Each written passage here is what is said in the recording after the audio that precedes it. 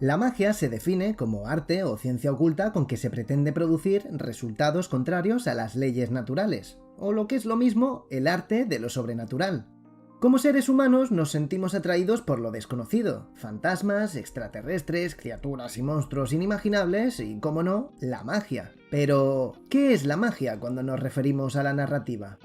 Podemos encontrar sistemas mágicos en cualquier medio donde se pueda contar una historia, ya sea en el cine, novelas, videojuegos, mangas o animes. Cuando hablamos de magia, tendemos a pensar en señores de largas túnicas y barbas apuntando sus báculos al frente y lanzando bolas de fuego o hielo a través de ellos. Y sería correcto, pero de igual manera lo sería hablar del poder de los superhéroes en los cómics o del uso de la fuerza en la saga Star Wars. Es esa atracción por lo desconocido lo que hace que triunfen productos de esta índole en la cultura pop. Uno de los ejemplos más claros son las películas que encabezan la lista de las más taquilleras de la historia. Sagas fantásticas como Harry Potter, El Señor de los Anillos o el universo cinematográfico Marvel, que revienta taquillas con cada película que produce. Todas y cada una de estas historias cuentan en mayor o menor medida con magia en sus desarrollos narrativos, elementos sobrenaturales que se escapan a toda lógica y carecen de rigor científico, real o imaginario que los respalde. Pero, ¿cómo se desarrollan estos sistemas mágicos?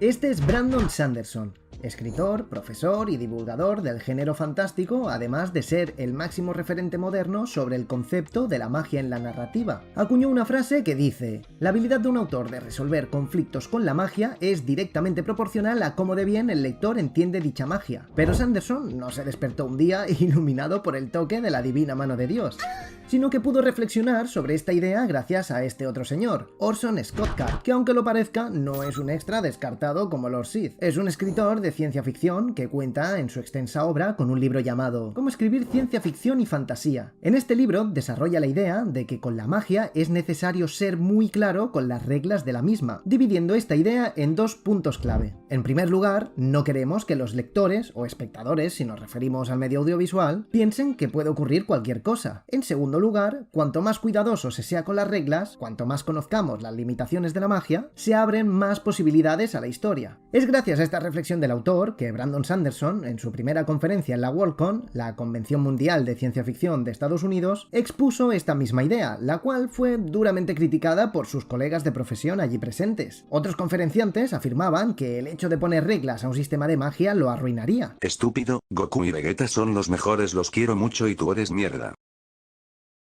Reglas.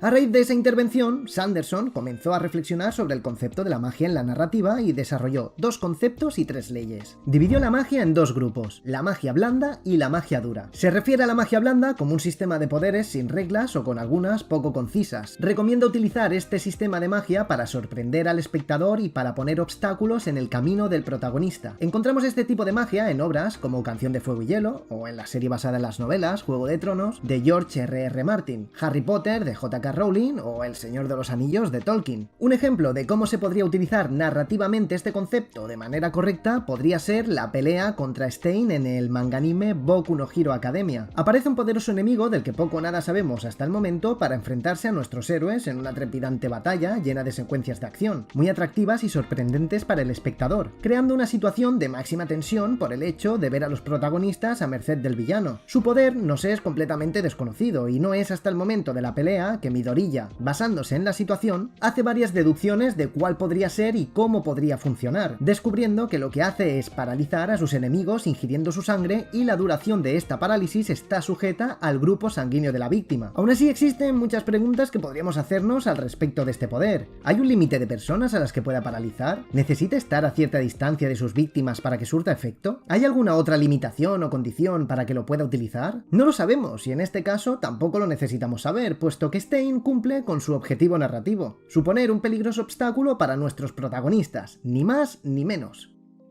Por otra parte, tenemos el cómo no se debe utilizar este concepto. Sanderson desaconseja utilizar este tipo de magia para ayudar al héroe o avanzar la trama, ya que estaríamos cayendo en el denostado recurso narrativo del Deus Ex Machina. Este recurso obtiene su nombre de la expresión homónima del latín y significa el dios que baja de la máquina. Es un término que se popularizó en el teatro antiguo, ya que de manera literal se gustaba de presentar a una fuerza externa, a veces representada literalmente por algún dios, el cual colgaba sobre el escenario y aparecía para resolver el problema al que se enfrentaban los protagonistas. Hoy día utilizamos esta expresión en cualquier contexto donde se resuelve un conflicto argumental de manera vaga gracias a un elemento externo a la narrativa. Si el mundo establecido en una historia tiene unas reglas y estas de pronto son alteradas, o un poder o evento sucede sin haber sido presentado o desarrollado dentro de la estructura lógica de dicha historia para beneficiar la resolución de un conflicto, entonces podemos decir que se ha utilizado el Deus Ex Machina como recurso. En resumidas cuentas, ¿recordáis el capítulo de Los Simpson en el que el profesor Frink está hablando con Senna y le pregunta por qué, de una escena a otra, hay algo que ha cambiado sin sentido narrativo aparente y ella contesta: Ah, sí, bueno, siempre que vean una cosa así,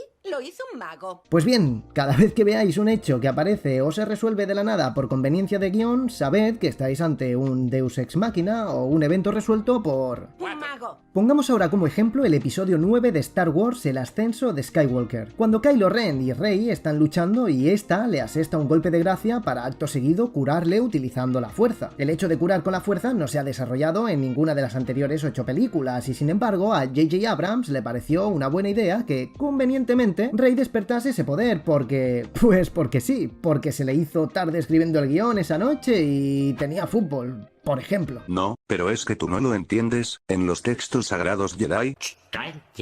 En cuanto a la magia dura, Sanderson la define como aquella con reglas y límites claros y concretos que hace sentir al lector o espectador que el personaje resuelve los problemas gracias a su experiencia, inteligencia e ingenio, además de sentirse como una herramienta más al alcance del personaje para resolver conflictos. Vaya, todo lo contrario al efecto que produce la magia blanda cuando parece que el conflicto lo ha resuelto Un mago. Como ejemplo de historias que implementan este sistema mágico encontramos la propia obra de Sanderson o el manga anime Full Metal Alchemist, el cual utiliza un sistema de poder llamado alquimia que se fundamenta en el principio básico del intercambio equivalente. Es decir, para obtener o crear algo de igual valor debe perderse o destruirse. Por ejemplo, si tuviéramos estas piezas sueltas, a cambio de perderlas de forma individual, podríamos crear un smartphone, el cual está compuesto por el ensamblaje de esas mismas piezas. Sin embargo, si tuviéramos un montón de patatas y algunas verduras, no podríamos crear un smartphone, ya que el intercambio no sería equivalente, pero sí un puré de verduras de puta madre, o en su defecto,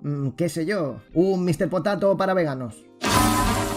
Pero para entender y desarrollar mejor por qué el sistema de magia de Full Metal Alchemist es un buen sistema de magia dura, veamos ahora las 3 leyes de Sanderson y cómo se aplican en este caso. La primera ley dice: la habilidad del autor de resolver conflictos con la magia es directamente proporcional a la comprensión que tendrá el lector o el espectador sobre la magia empleada. Esta ley incide en hacer al espectador parte de la historia y hacerle sentir que entiende cómo funciona y cómo se comporta el mundo que le rodea.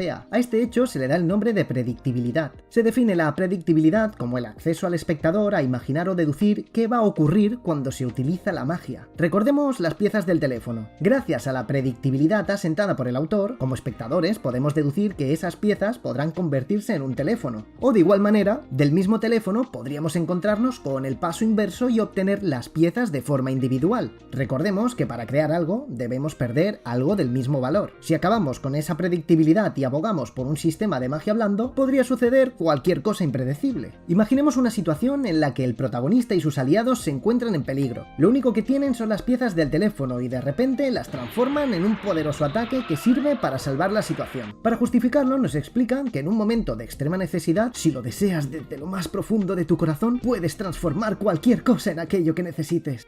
Es impactante y sorprendente, sí, pero se sentiría demasiado conveniente e irreal, destrozando toda la narrativa expuesta hasta el momento. Cualquier consumidor de anime sabrá de lo que estoy hablando. Nos suena el poder de los nakamas, ¿verdad? ¿Pero qué ocurre? ¿Acaso debe ser todo totalmente predecible? Evidentemente no, ya que estaríamos eliminando la variable de la emoción en la historia, pero cualquier suceso que sea impredecible debería estar causado por la ignorancia del usuario a la hora de utilizar la magia. En Full Metal Alchemist vemos un ejemplo perfecto de impredictibilidad perfectamente funcional en el momento que, intentando traer de vuelta de la muerte a su madre, Alphonse pierde su cuerpo físico debido al principio de intercambio equivalente, algo que los hermanos Elric desconocían en ese momento. La segunda ley dice: las limitaciones son más importantes que los poderes. Para crear una comprensión sobre la magia y respaldar la predictibilidad de la que hemos estado hablando, es necesario que el autor desarrolle 3 conceptos clave en torno al sistema de magia: limitaciones, costes y debilidades. Las limitaciones serían las condiciones que limitan el uso de los poderes. Las dos grandes limitaciones del sistema de poder en Fullmetal Alchemist son las dos leyes que constituyen el intercambio equivalente del que hemos estado hablando, la ley de la conservación de la masa y la ley natural de la providencia.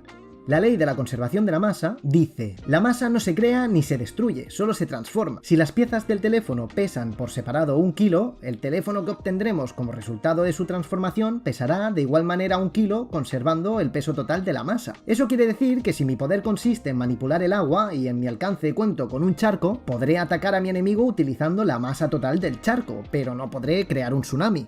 La ley natural de la providencia. Un objeto o material hecho de una sustancia o elemento solo puede ser transformado en otro objeto con la misma composición y propiedades básicas de la del material inicial. Es decir, si mi poder fuese el control de la Tierra, podría transformar el terreno para atacar utilizando la propia Tierra. Sin embargo, no podría transformar ese mismo terreno formado por tierra en una bola de fuego. Los costes son aquello que hay que sacrificar para el uso de los poderes. Cualquier alquimista precisa de materia prima para llevar a cabo sus transmutaciones. Pongamos como ejemplo a Roy Mustang, el alquimista de fuego. La base de su poder consiste en manipular los niveles de oxígeno a su alrededor y con la ayuda de sus guantes, los cuales crean una chispa cuando chasquea los dedos, consigue crear la combustión necesaria para conseguir el fuego. Las debilidades serían los elementos o las situaciones en la que los poderes perderían parte o la totalidad de su eficacia. En el caso de Roy, los días de lluvia no puede generar chispas con sus guantes. Esto es claramente una debilidad, pero puede haber matices. Aun no pudiendo crear la combustión con sus guantes, gracias a su habilidad puede separar las moléculas de hidrógeno y oxígeno del agua, así que si cuenta con otra fuente de ignición, como podría ser un encendedor, podría sacar incluso ventaja del agua.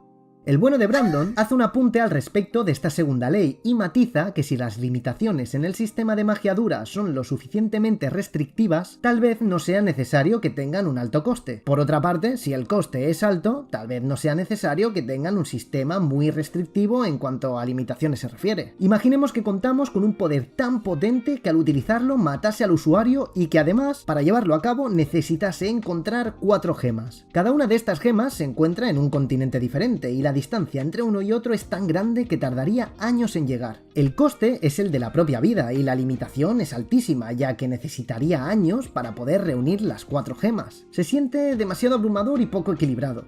La tercera ley dice: amplía lo que ya tienes antes de añadir algo nuevo. Un sistema de magia con muchos poderes y una amplia variedad de límites, costes y debilidades puede resultar confuso y más inconsistente que uno más sencillo. Y es exactamente lo que Sanderson propone, un sistema mágico donde el autor desarrolle menos poderes pero de manera mucho más profunda. En los mangas y animación japonesa encontramos frecuentemente sistemas repletos de un abanico sin fin de poderes, cada uno mucho más poderoso que el anterior. A este hecho se le conoce como Power Up y muchas obras pecan de utilizarlo de manera constante. Aparece un villano con un gran poder y el héroe se enfrenta a él. Parece estar en desventaja, pero de repente, ¡sorpresa!, despierta una nueva habilidad que supera la fuerza del enemigo y logra vencerlo. Acto seguido, otro poderoso villano, mucho más poderoso que el anterior y que el mismo héroe con sus nuevos poderes, vuelve a amenazar la estabilidad, pero el héroe nos vuelve a sorprender con...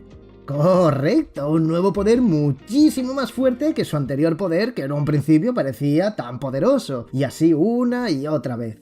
No voy a señalar a nadie. Por otra parte, si tomamos como ejemplo la serie Avatar: La leyenda de Aang, podemos comprobar cómo evolucionar de manera coherente un sistema de poder. Los protagonistas en un principio son capaces de controlar un elemento y a medida que avanza la serie, vemos cómo nos muestran que estos mismos controles elementales proporcionan acceso a utilizar ese poder para dominar otros elementos relacionados directamente con el principal. Katara, que en un principio puede controlar el agua, más adelante aprenderá que puede hacer lo mismo con la sangre, pues esta está compuesta en su mayor parte por agua. De esta manera se está ampliando el sistema de poder de manera lógica a partir de lo ya establecido, evitando añadir simplemente un nuevo poder.